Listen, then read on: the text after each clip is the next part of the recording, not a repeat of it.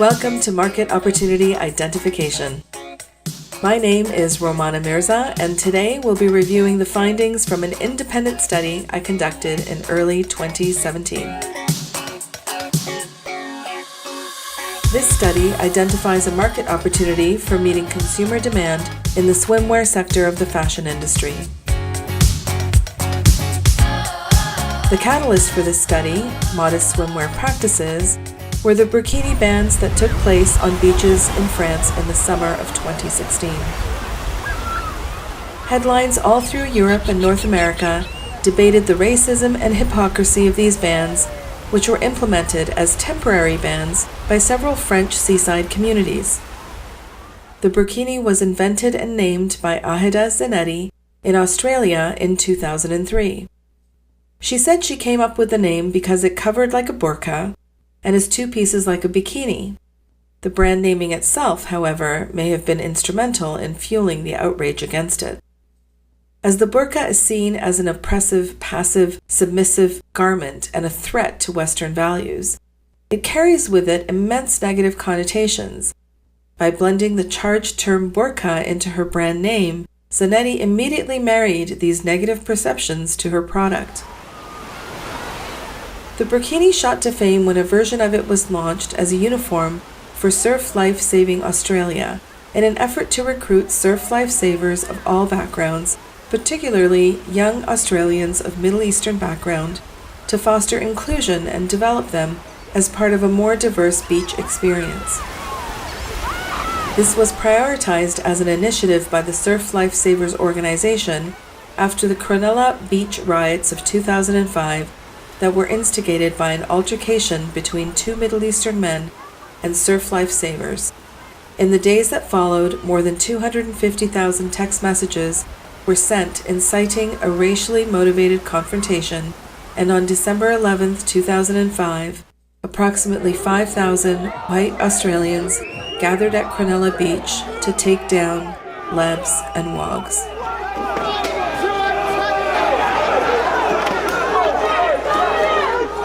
Ten years later, in an interview she gave after the Burkini Bans in France, Zanetti said, "The point of the burkini was not to underscore the difference between white and Middle Eastern Australians, but to reduce it."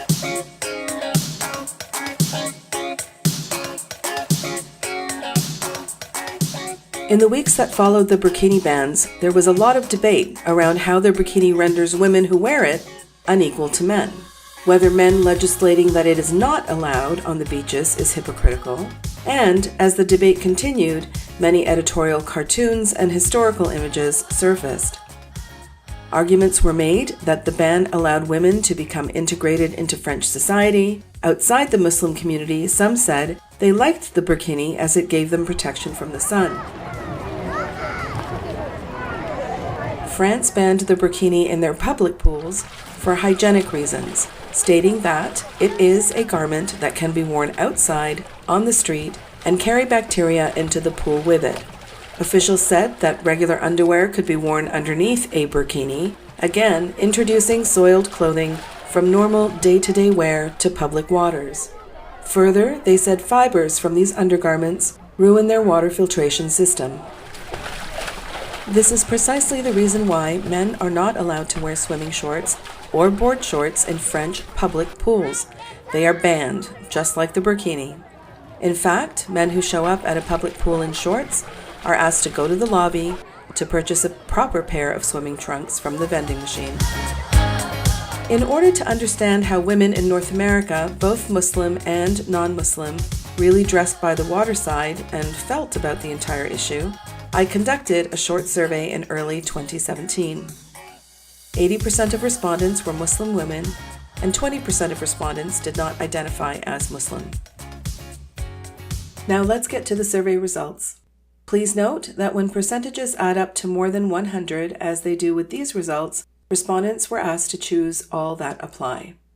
When asked, "What do you wear to swim?" only 18% of Muslim women wear regular swimwear, identified as a one-piece, tankini, or bikini, versus 73% of women who are not Muslim. Although the swimwear choices of these groups seem quite different, one statistic does stand out. 1/3 of women who are not Muslim are layering their swimwear. This, covered with nearly half of Muslim women also layering, represents 84% of women who swim are looking for options to cover more. From the comments left for this question, one Muslim respondent says, "I was not very modest growing up. I believed that if you got it, then you should flaunt it. And my parents were perfectly okay with that. They let me do what I want. I noticed I was getting the negative attention of men as I started growing up, and I did not feel comfortable. I noticed the importance of covering up. I wear the burqini because I love going out to the beach with my friends or go to a pool, but I still want to maintain my modesty." A comment from a non-Muslim woman, "I've always worn bikinis or tankinis for leisure, beach, and pool time. If I am swimming for exercise, I might wear a one-piece. These are the only swimwear options that were available to me when I was a child, and what has remained customary for me." The second question asks, not whether they layer, but if having options to layer or wear the burqini has given respondents more freedoms to spend time at the water's edge.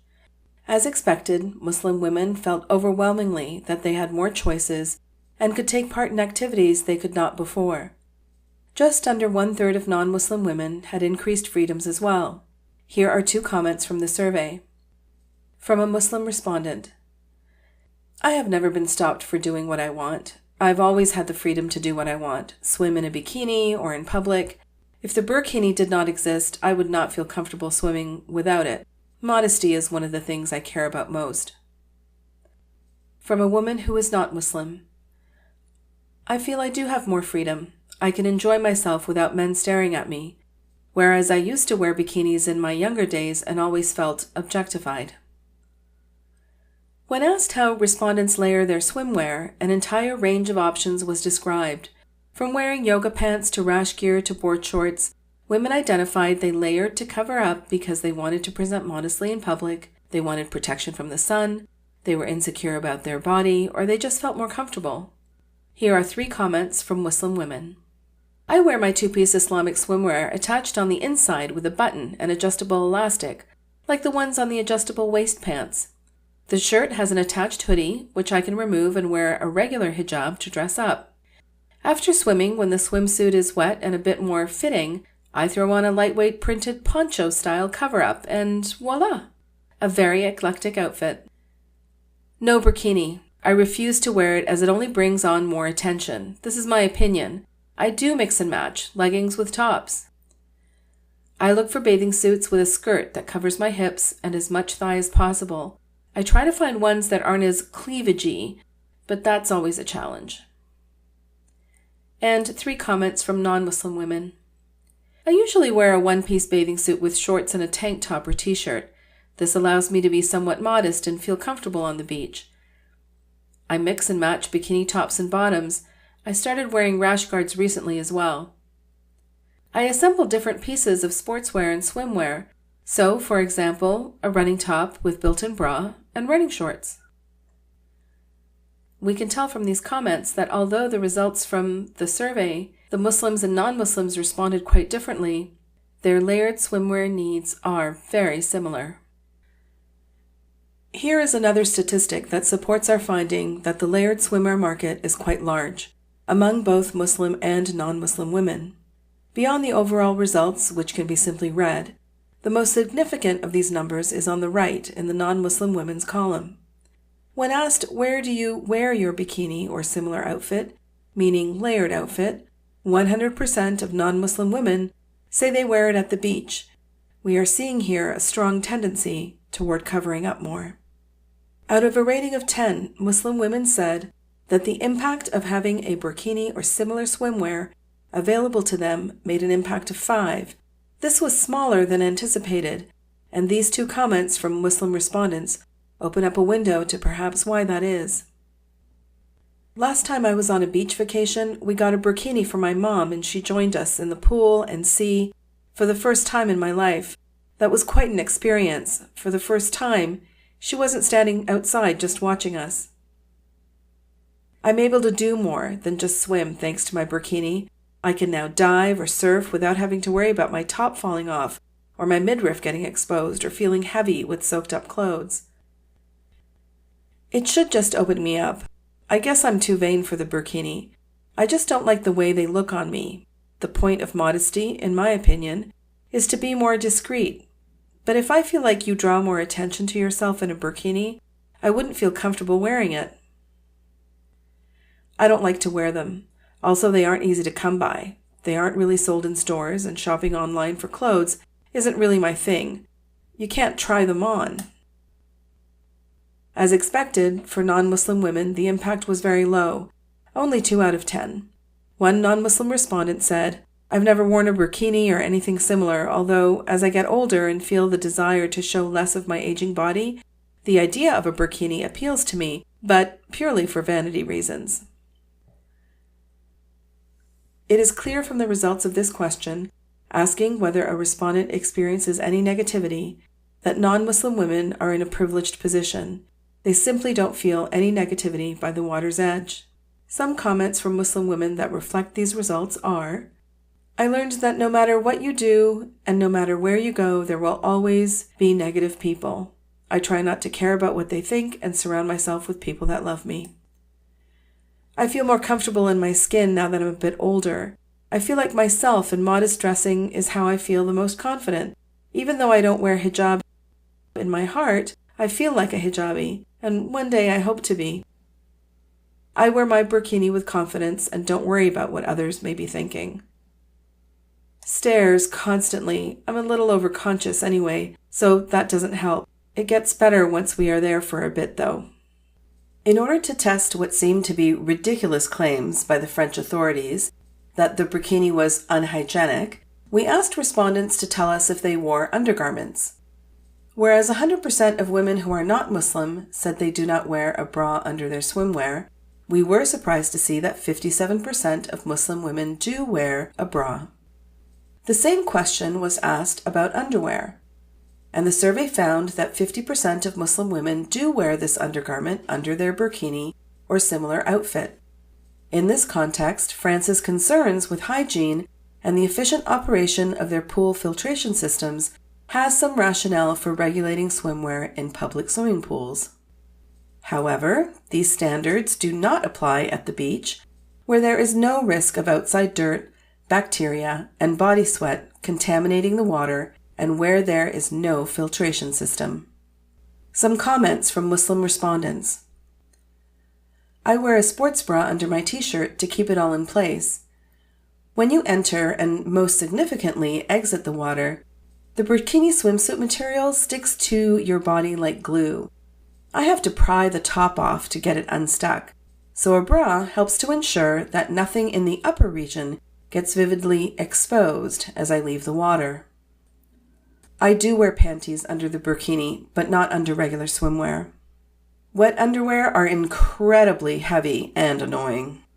41% of Muslim women are not satisfied with current burkini styles. The following comments are a good summary of all the comments left in the survey, namely that access to purchasing them was limited, and that styles, especially for the headpiece, fabrics, and pricing need to improve.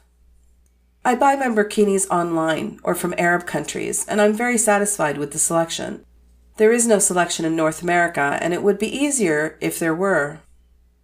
I wish more stores, Walmart, Sears, etc., offered more options for customers who want modest swimwear.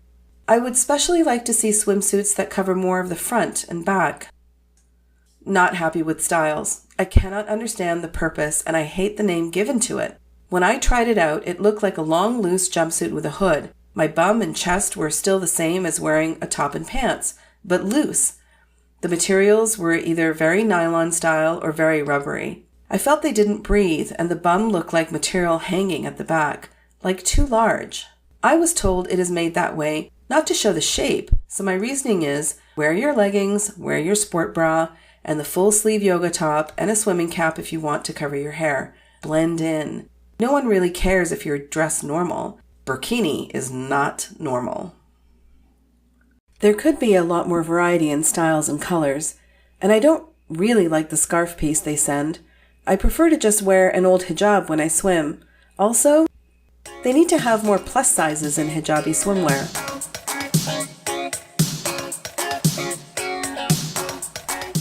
This concludes the review of the survey results. We will now review the findings and recommendations that have surfaced from this study.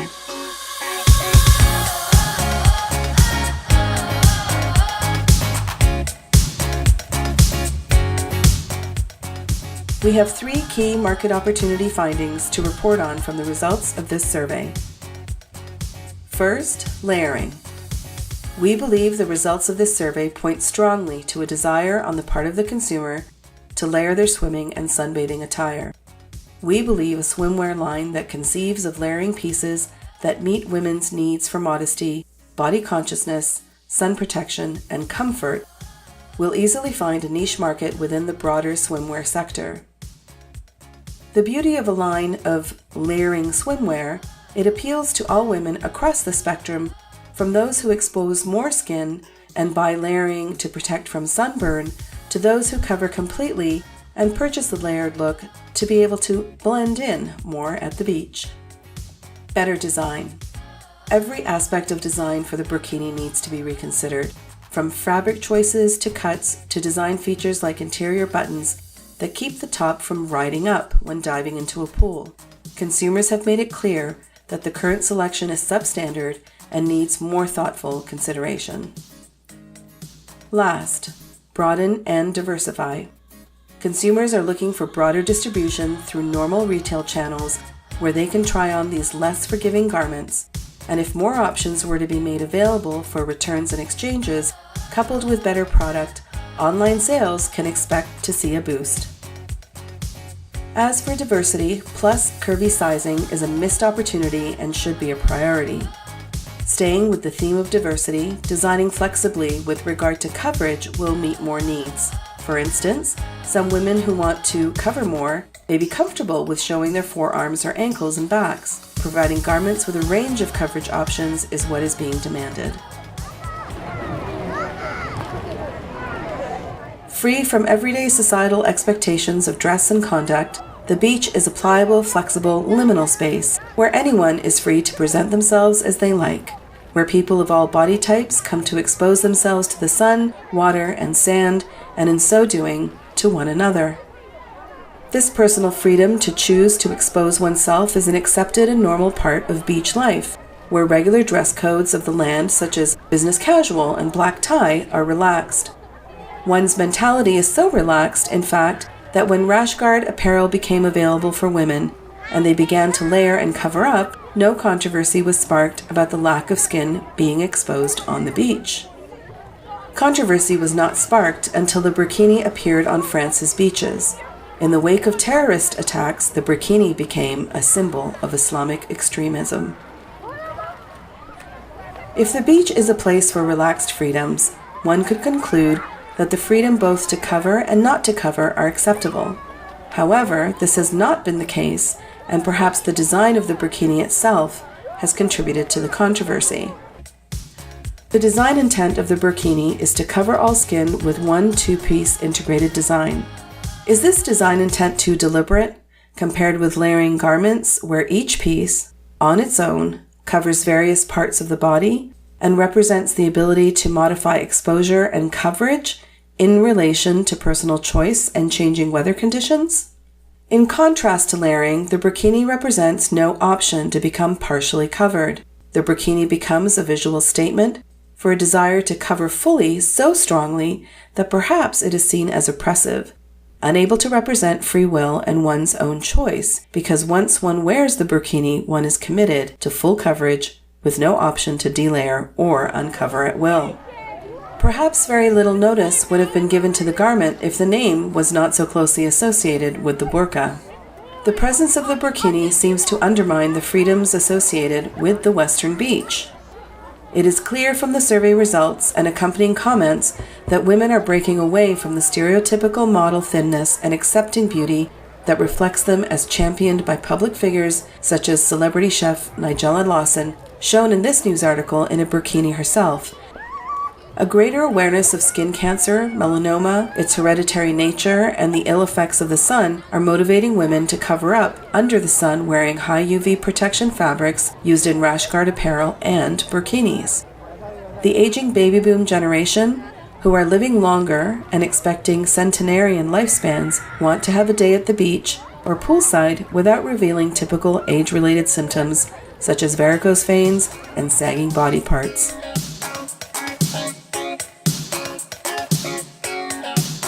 On November 26, 2016, the announcer at the Miss Minnesota USA pageant said, "She's making history tonight," as she introduced Halima Aden, a 19-year-old from Minnesota, entering the stage in her burqini during the swimsuit competition. With this gesture, Aden thus showed herself as accepting some Western structures of femininity, the desire for women to be looked at, even as she wore the hijab and burqini in competition. Aden suggested that her participation in the pageant was about asserting the Muslim presence in the U.S.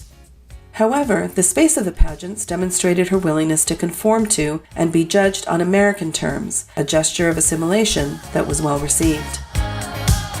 It remains to be seen whether wearing full coverage swimwear will ever be perceived as a gesture of assimilation, one that demonstrates a woman's willingness to conform by dressing in a way that allows her to fully participate in the frivolous fun and serious sport at the beach. Designers and manufacturers who are waiting to see if that day will come are wasting time. Layered swimwear is a need, both among the Muslim and non-Muslim population. This Market Opportunity Identification Report recommends get to it. The market is waiting for your products. My name is Romana Mirza with Market Opportunity Identification. To reach me, visit my blog at romanamirza.com. Thank you for listening.